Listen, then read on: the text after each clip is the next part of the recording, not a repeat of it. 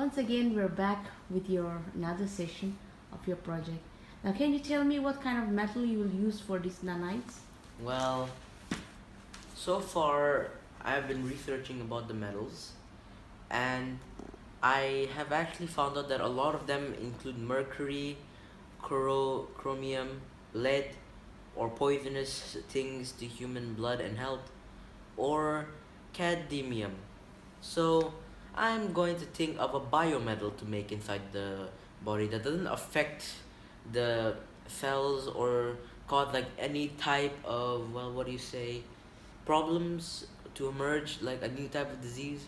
So I'm gonna try and make it like a biometal that cannot be detected by the white by the white blood cells and actually think it's okay, but at the same time not cause harm to the human body.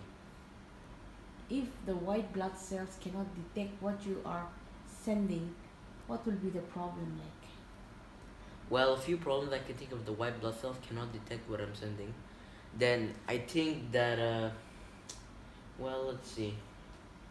If they can't detect this, then what problems could emerge from this? Hmm. If I had to think of few from the top of my head, I think it would be that cancer cells could actually try to find a way to trick the system like the nanites do. That's the top one I can think off my head. Actually, that's actually number one that I can think of my head. That's the only one actually.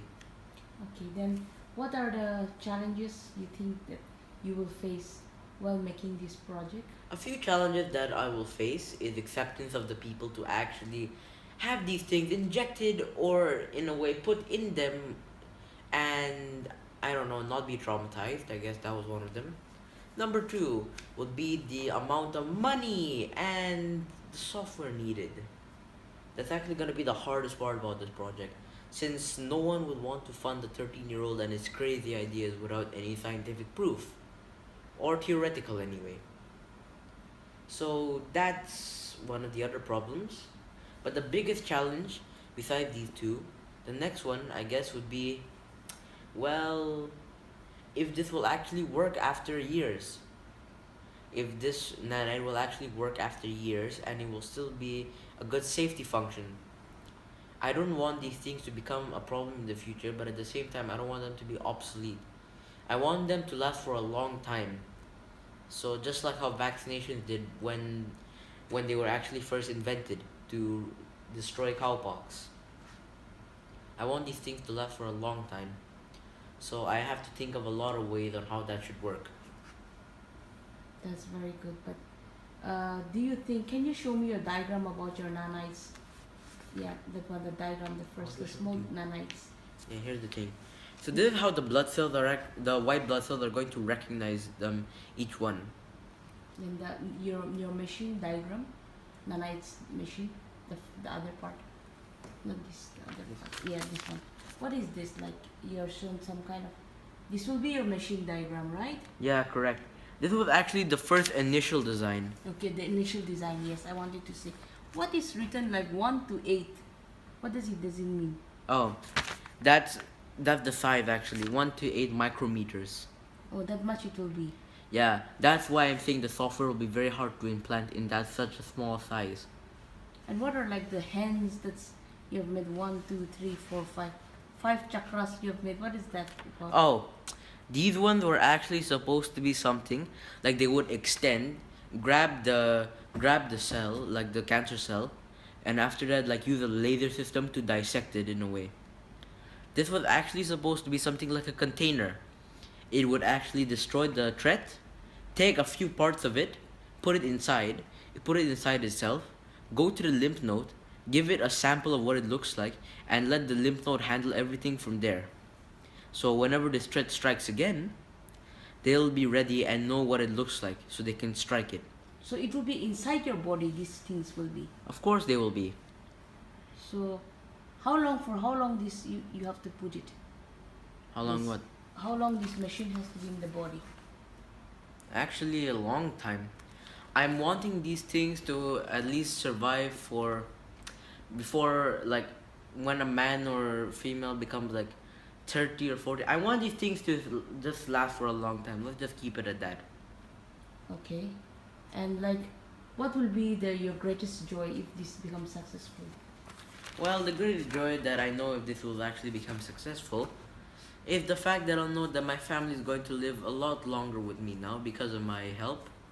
Many people will thank me because of this project. I will have saved millions of lives. So I would have an era named after me. And besides that, I guess the greatest joy would be that it actually worked. And how do you place God for your plans? Well, this is for everyone, but if you ever want to do like a project or anything that you're going to do, always take the help of God first. If you want help or something like that, God is a deity, king among kings. So you might want to take help from him. Actually, do take help from him. For, as also it said in the Bible, Jeremiah 29:11, "For I know the plans I have for you, declares the Lord. Plans to prosper you and not to harm you. Plans to give you hope and a future." You must have faith in God for anything to work, but at the same time, you must also believe in yourself. You cannot perform one thing without the other. It just won't work. You need God's help, but at the same time, your intellect to be able to find this out. And with the help of God, anything is possible. Miracles, anything. For the last time, I'll ask you one thing. Will this nanite machine, will this, the smallest thing, like, what will be like? Can a very young child use this? Any age? Yes, this is supposed to be actually usable for any age, in fact. Like, for an example, 5-year-old, 10-year-old, it can be used for any age. This is supposed to be usable. But 5-year-old, don't you think it's too young to use this kind of? Well, you can't predict the future. These things are supposed to be implanted in the body by birth. So, By birth? yeah, as the person is born, they will actually be injected, or any way I can think of, these nanites will be in them. So, in a way, this will actually protect them in the future. Because like, you can't expect what's going to happen, correct? So you need to think of something. I mean, this was my first plan. At birth, these things are supposed to be in the body. As the person grows, these things are still supposed to work in the body. It's supposed to protect people for a long life, no matter what age they are, young or old. But I think when the cancer is only attacking, the use will be for that, because without, if you are not going through that the kind of problem, why to use it in your body, right? Well, to be honest, I'm actually gonna think of additional features. For an example, some people die of heat stroke as well, like climate change effects. So this could somewhat do something about heat stroke and freezing to death. For an example, in heat stroke, these nanites could actually freeze your body. Okay, not freeze, but cool down the blood in your body, so you don't feel that warm in the heat. When it's very cold, the nanites will actually warm up the body, so you don't feel that cold at all. But to be honest, a little inhumane if you put it at birth. So I'm starting to see your point of view. Yeah. Thank you very much, JC. This will be your journal. And as you continue, anything for your grandpa? Well, anything I can say to him is that thanks, Amatza, for having faith in me ever since I was, I don't know, 7 or something along those lines. But thanks for having faith in me. I'm doing this because of your belief in me, and so because of God's help to me. Thank you for being with me there. Thank you for being there for me in every stage of my life. Well, see ya.